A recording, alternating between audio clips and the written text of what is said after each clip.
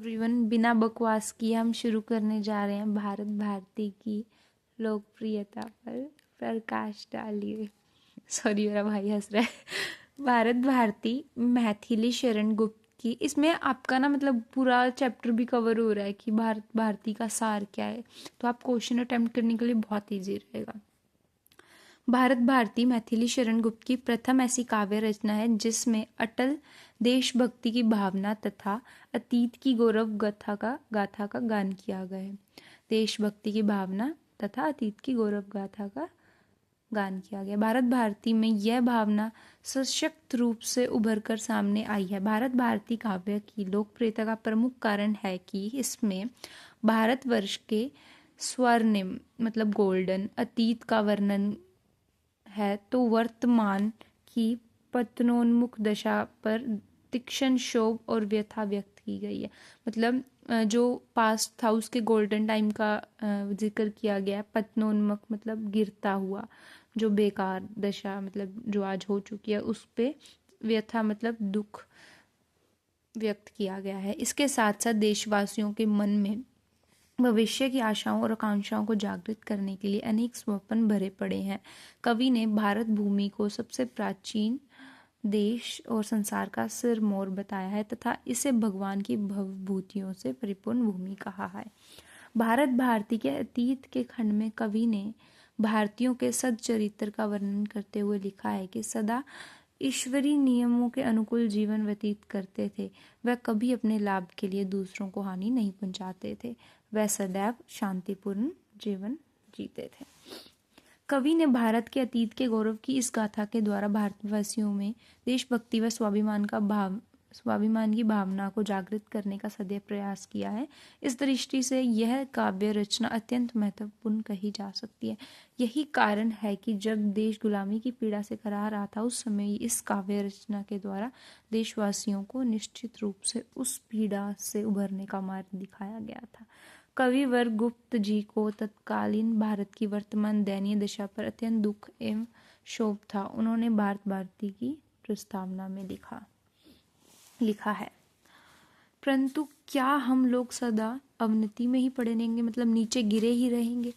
हमारे देखते देखते जंगली जातियां तक हमसे आगे बढ़ गई और हम वैसे ही पड़े रहे।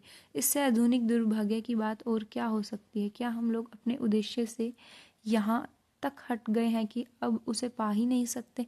क्या हमारी सामाजिक व्यवस्था इतनी बिगड़ गई है कि वह सुधारी नहीं जा सकती। क्या सचमुच हमारी ये निद्रा चिर निद्रा है। क्या हमारा रोग ऐसा असाध्य हो गया है कि उसकी कोई चिकित्सा ही नहीं। कवि वर्तमान दशा को देखकर अत्यंत निराश था, इसलिए उसे चारों ओर निराशा एवं चिंता छाई हुई अनुभव होती है। भारत भारती काव्य में कवि ने ये अपनी तरफ से आप पढ़ लेना, क्योंकि मुझे मतलब याद नहीं रहता है बच्चों को, तो इसीलिए इसको पेपर में लिख के भी नहीं आते हैं, इसलिए हम यही पढ़ रहे हैं, इतना इनफ होगा। भारत भारती काव्य में कवि ने भारतवर्ष के वर्तमान स्थिति से ना उभरने के किसी प्रकार के प्रयास ना किए जाने पर चिंता व्यक्त की गई है कि अगर जो ये वर्तमान में स्थिति चल रही है इससे उभरने के लिए मतलब अच्छा बनाने के लिए अगर कोई प्रयास ही भी ना किया गया तो उस चीज़ को लेकर इन्हें फिक्र हो रही है। कवि ने समय की परिवर्तनशीलता को प्रगति का अटल नियम कहा है कि परिवर्तन लाइफ का अटल है, मतलब वो होता ही होता है। सुख दुख विपदा संपदा का चक्कर सदा से चलता है। भारतवर्ष अतीत में अत्यंत उन्नत था, मतलब काफ़ी ऊंचाइयों पे था, किंतु समय के चक्कर के कारण वर्तमान में अवनति के कारण दयनीय दशा में जीवन व्यतीत कर रहा है। अवनति मतलब नीचे गिरा हुआ के कारण दयनीय दशा में जीवन व्यतीत कर रहा है। कभी को इस बात का दुख है कि वह अवनति की स्थिति से उभरने का प्रयास नहीं कर रहा है, मतलब दुख मतलब नीचे गिरे से हुए उठने का कोशिश नहीं कर रहा है। चंद्रमा के उदाहरण के द्वारा इस स्थिति को स्पष्ट किया है कि आकाश को चंद्रमा के हास का कोई दुख नहीं होता। मतलब अगर चंद्रमा चला जाए कुछ दिन आकाश में से तो कोई दुख नहीं होता उसे आकाश को, क्योंकि कुछ समय पश्चात में फिर से नए रूप में आकाश में चमकने लगता है। चिंता तो तब होती है जब चंद्रमा का नया विकास ना हो, अगर चंद्रमा वापिस ही ना आए। भारतवर्ष के विषय में भी कवि की यही चिंता व्यक्त हुई है। मैथिली शरण के काव्य भारत भारती की लोकप्रियता का प्रमुख कारण है कि कवि ने जहां अतीत का गौरव गान करके देशवासियों में आत्मगौरव व स्वाभिमान की भावना जगाई है, वहीं वर्तमान भारत की जनता की दुर्दशा का वर्णन करके उस स्थिति को बदलने की प्रेरणा दी है। प्रस्तुत काव्य रचना में कवि ने भारतवर्ष की जनता की गरीबी, अनपढ़ता, दारिद्र्य, कृषक की दयनीय दशा, व्याधियों, व्यापार की खराब दशा, अंधविश्वास, रूढ़िवादी परंपराएं, धर्म के नाम पर होने वाली दिखावे, जातिगत एवं धर्मगत भेदभाव के कारण आपसी फूट, विदेशों की गुलामी, आत्म विस्मृत, चारित्रिक पतन मतलब नीचे गिरना आदि अनेक विषयों का यथार्थ चित्रण करके भारतीय जनता को इन सभी समस्याओं के प्रति सतर्क रहने के लिए और इनके समाधान के लिए प्रेरित किया है। उदाहरण के लिए अतीत समय के भारत की शिक्षा की स्थिति का ये उदाहरण देखिए, जहाँ कभी विदेश से शिक्षा ग्रहण करने लोग यहाँ आते थे, अब उसी भारत की शिक्षा यह दशा है। नहीं हो सकता।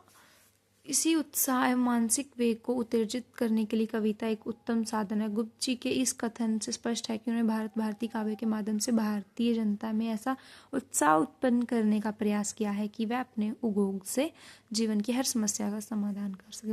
भारतीय काव्य रचना की लोकप्रियता का कारण है कि जब उसकी रचना की गई तब देश गुलामी की जंजीरों में जकड़ा हुआ था। चारों ओर निराशा एवं निरुत्साह का वातावरण छाया हुआ था। भारतीय जनता का अंग्रेजों के द्वारा हर प्रकार से शोषण किया जा रहा था। किसी को भी यह सूझ नहीं रहा था कि क्या किया जाए। भारतीय जनता कर्तव्य विमुख हो चुकी थी। ऐसी परिस्थितियों को देखते हुए कविवर गुप्त जी ने भारतवर्ष के उज्जवल भविष्य की कामना ही नहीं की, अपितु भारतीय जनता को भाग्य के भरोसे बैठे रहने की अपेक्षा पुरुष का पाठ पढ़ाया, जिसे साधन बनाकर वह अपने वर्तमान एवं भविष्य दोनों को सुधार सकते हैं।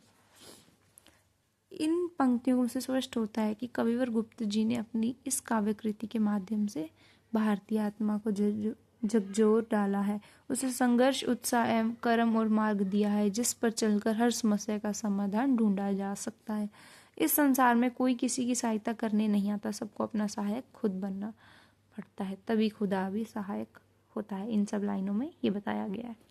अंत व कवि ईश्वर से भारतवर्ष को सचेत एवं कर्मशील, आपसी सद्भाव व प्रेम करने वाले बनाने की विनय करते हैं, मतलब प्रार्थना करते हैं। अपनी इन्हीं विशेषताओं के कारण भारती अत्यंत लोकप्रिय काव्य रचना आज तक इस काव्य रचना की लोकप्रियता कम नहीं हुई, अपितु इसकी प्रासंगिकता आज भी बनी हुई है। कवि द्वारा बताए हुए मार्ग पर चलकर भारतवासी वर्तमान समस्याओं का समाधान कर सकते हैं।